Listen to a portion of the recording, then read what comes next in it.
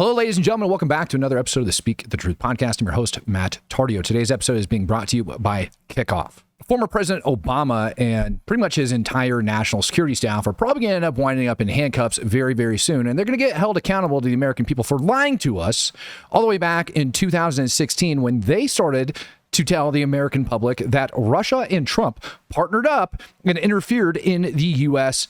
national elections for the President of the United States of America. It's absurd. Absolutely absurd, the information that ended up getting put out today by the ODNI. Immediately following a press briefing at the White House, the Office of the Director of National Intelligence ended up releasing over 100 PDF pages worth of evidence that show emails and documents that prove, quite literally prove, that not only was this manufactured, but they actually looked at it and they knew that Russia didn't have the ability to influence the elections and change votes. Then CIA Director Brennan and the intelligence community mischaracterized intelligence and relied on dubious, substandard sources to create a contrived false narrative that Putin developed a quote-unquote clear preference for Trump. Brennan and the IC misled lawmakers by referencing the debunked Steele dossier to assess quote-unquote Russia's plans and intentions, falsely suggesting that this dossier had intelligence value when he knew that it was discredited.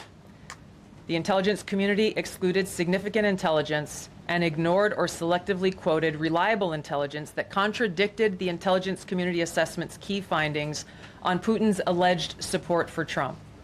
Including this intelligence reporting would have exposed the ICA's claim as implausible, if not ridiculous. Absolutely ridiculous.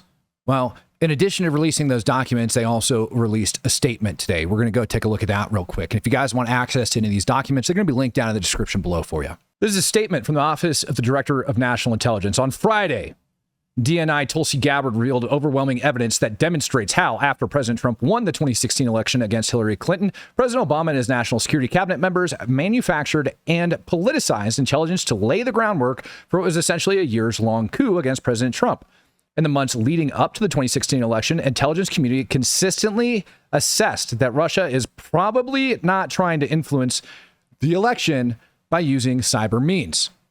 And ladies and gentlemen, let me tell you, not only did they state that, but the intelligence that you're about to see says that they didn't have the ability to do it. On December 7, 2016, after the election, talking points were prepared for DNI James Clapper. Foreign adversaries did not use cyber attacks on election infrastructure to alter the U.S. presidential election outcome. In just a minute, you're going to be hearing Obama himself on, I believe it was December 19th of 2016, giving an interview to NPR.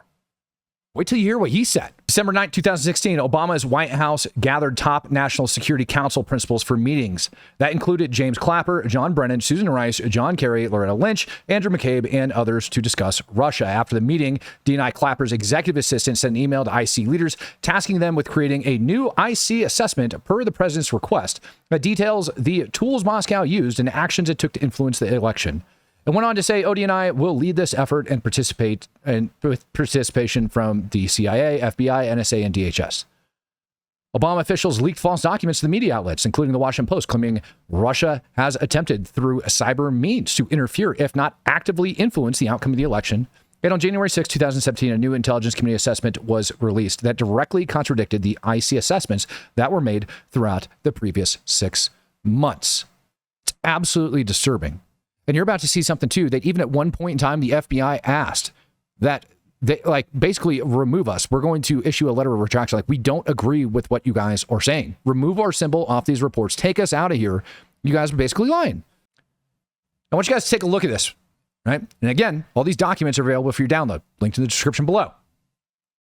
It is from the Director of National Intelligence. This is an email. If you guys don't know, this is what government emails look like. Those of you that have worked in the government, you would know.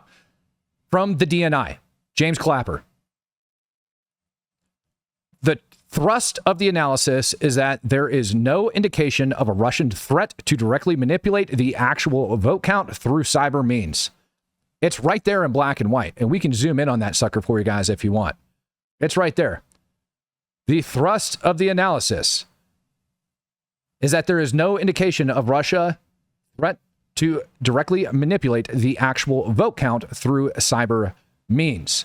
And then it goes on to say, POTUS agreed yesterday that our electoral apparatus, my term, should be considered as critical infrastructure. I've directed my folks to generate an NIE on attendant cyber threats to this key infrastructure and to get it done sooner than later. Obviously, we'll need to work together with your team to produce this.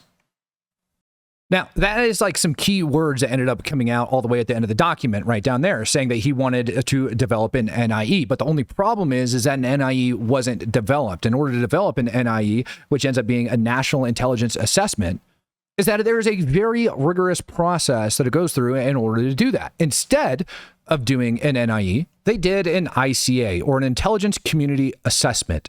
Now, the ICA ends up going through way less scrutiny.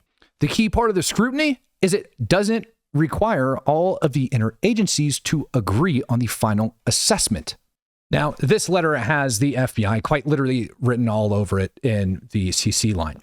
And it says, doesn't tell us who it's from, doesn't tell us who sent it, but it just says the FBI will be drafting a dissent this afternoon. Please remove our seal and annotations of co-authorship. And you can see all of the people that were on it, and they ended up covering up the two, but they ended up putting DNI on it. So the FBI ended up telling the DNI, we don't agree with this. You better remove our crap. Then, as you can see here, and let's go all the way up to the top because these things are so freaking ridiculous. It makes it impossible to read, right? From DHS, the Department of Homeland Security, all right, ends up going to, I already got lost. There's so many dang people, to the FBI, DNI, blah, blah, blah, blah, blah. Until receiving the email below, the only difference that I was aware of between the FBI and INA over this transparently developed product was overconfidence level on the attribution, which we have adjusted to the FBI's view upon review of the redaction collection. Rather than drafting a dissent, perhaps FBI could share their concerns with the most recent draft. I think it goes without saying that this PDB should not go forward until the FBI has done so. It is appalling that the FBI had the balls to actually stand up and nobody else did. That there was so much pushback that at least somebody had the common sense up there to go, you know what? This doesn't sound right. You guys are quite literally lying. Let's take another look from the FBI, all right? That was sent to the DNI. Cyber threat of the 2016 presidential election, drafting comments requested by 11 a.m. Friday. Subject. Adversaries with intent section, we would prefer for the first sentence regarding Russia's intent to be softened. The way it currently reads, it would indicate that we have definitive information that Russia does intend to disrupt our elections, and we are uncomfortable making that assessment at this point. We would suggest editing the sentence to read as the following. We judge Russia to be the only nation state with the current means and possible motive to use a cyber attack to disrupt the 2016 election and deny political legitimacy to the U.S. presidential candidates. Now, why did they put that in there? Because Obama wasn't lying when he ended up saying, yeah, people were kind of like messing around with like the campaign. He wasn't. But the thing is that they didn't attempt, and they even state inside of all these documents that nobody actually like tried to interfere with the election. Somebody, a foreign actor from another nation, ended up downloading some data. That's it. They downloaded some data, and they don't even know who did it. And so the FBI came out with this statement that said, hey, listen, the only people that have the means and motivation probably are Russia, but we don't know who did it. And then probably this statement right here that came out of the garbage intelligence assessment that came out. We have no indication that foreign adversaries are planning to manipulate or sabotage computer-enabled U.S. election infrastructure. It is literally one of the top lines. We assess that foreign adversaries, most notably Russia, probably expect cyber operations against U.S. election infrastructure to be more effective in undermining the legitimacy of the process and the winning candidate than in covertly manipulating the voter outcome. Nobody tried to manipulate the voter outcome. And while this is going to be very painful for you to listen to, I understand it's Obama. But I want you to listen to some of the statements that he ended up making in this December 19, 2016 interview with NPR. This with the comedian Trevor Noah the other day, and you said a number of things in a row. You observed that there had been contacts between members of Mr. Trump's staff and Russian officials. Right. You noted that Trump benefited from the hacks. Your spokesman, Josh Earnest, has gone on to say this week that it's obvious that Trump knew what was going on. To what extent are you suggesting some kind of cooperation between the president-elect and Russian officials here? Well, I'm not suggesting cooperation at all. Keep in mind that those statements were in the context of everyone now acting surprised by the CIA assessment that this was done purposely to improve Trump's chances. And my only point was that shouldn't be treated as a blockbuster because that was the worst kept secret in this town. You have Nothing was done to improve Trump's chances, and we knew that. It was in black and white. It was in the emails. Nobody had tried to manipulate the elections. Nobody had tried to improve Trump's freaking chances of being elected. Nowhere. They didn't have the capability to do it. That's what the intelligence stated.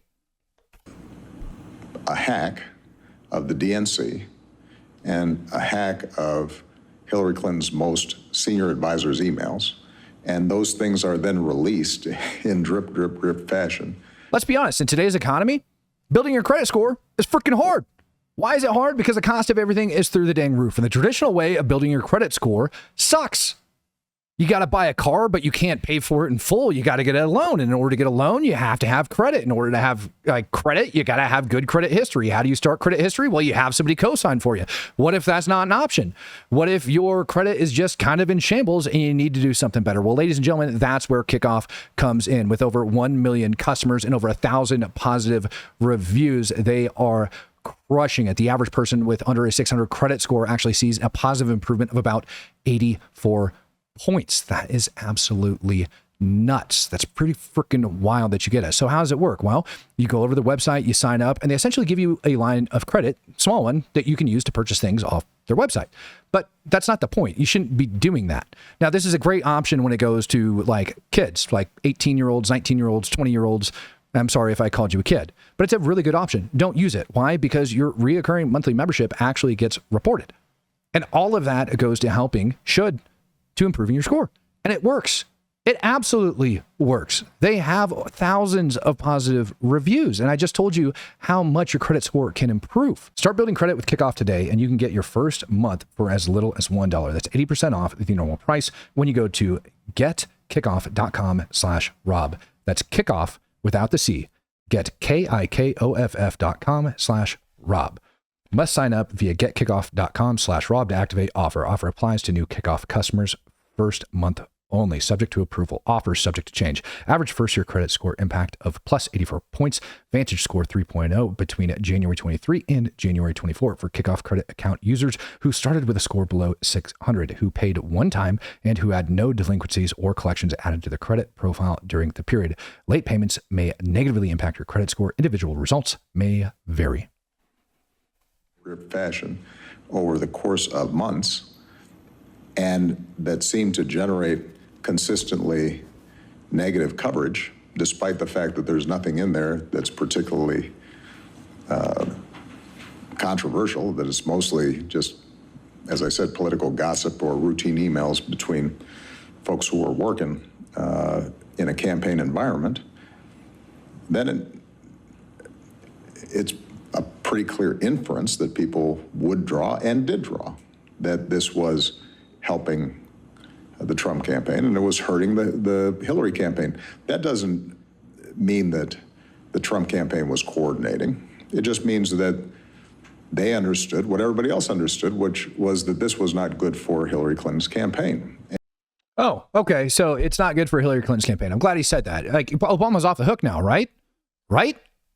And when you combine that with the fact that the president-elect has been very honest about his admiration for Putin and that he hopes to forge a more cooperative relationship with him and focus on the threat of Islamic terrorism, then my only point was we shouldn't now suddenly act as if this is a huge revelation. In October, we said, after being very careful about it, because we had no interest in appearing as if we were putting our thumbs on the scales, we did what was almost unprecedented, which was every intelligence agency in the federal government arrived at a consensus that the Russians had hacked the DNC, and the information that was now being released was as a consequence of a decision by Russian intelligence and Russian officials at the highest levels. Only problem is they didn't know that. They didn't. They absolutely did not. And even further, he absolutely just inferred that Trump was working with Russia after directly stating that he wasn't. And then he turned around and he inferred it. And then he threw out intelligence on top of it. You know how we know that they didn't know who did it? Because of this document right here. This one. This document. It states very clearly, targeted attack within the reach of many adversaries. USIC and law enforcement organizations are currently analyzing successful cyber intrusions into 2 state election networks and attempts into at least 3 others that have occurred since mid-2015. We do not know the identity of the perpetrators, and at this time, we are aware of only the theft of data, no data deletion or modification as a result of these incidents. These intrusions, foreign interest in election-associated PII, and the demonstratable vulnerability of the related systems all suggest there is a significant risk of additional incidents. They didn't do anything other than take PII, or personally identifiable information. That's what they did. They went into the election systems and they took PII. That's it. There was no attempt to influence. There was no attempt to change results. There was no deletion of data. Nothing. None. Nada. Zilch. Obama lied through his teeth to the American people. Openly on NPR. And according to the DNI, he ended up leaking, his administration ended up leaking a bunch of false intelligence or bad intelligence. He stated that everybody was in agreement. They weren't. He stated that they were attempting to influence the election. They weren't. It's right there. They weren't doing it. Well, what's going to be done about all this? Well, Tulsi Gabbard says she's giving all this information over to Pam Bondi. When the press pressed her today whether or not that she, like, Obama is going to get charged with treason or what's going to happen, she said quite literally, I don't know. She was like, that's not up for me. I just generated the information. I'm giving it over to the prosecuting authority for them to figure out. So it's not it's not guaranteed at this point that Obama is going to be in cuffs, or Clapper, or anybody else that's sitting on the cabinet. But what it is going to do is it's going to show how manufactured the news has been and how over-politicized our intelligence bureaus have been. They quite literally used them.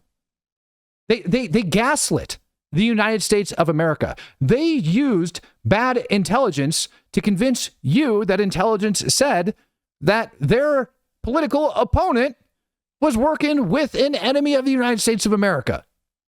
That's what they did. They freaking lied. Ladies and gentlemen, I hope you enjoyed this episode of the Speak the Truth podcast. Until next time, peace, love, happiness, and God bless. I'm out of here.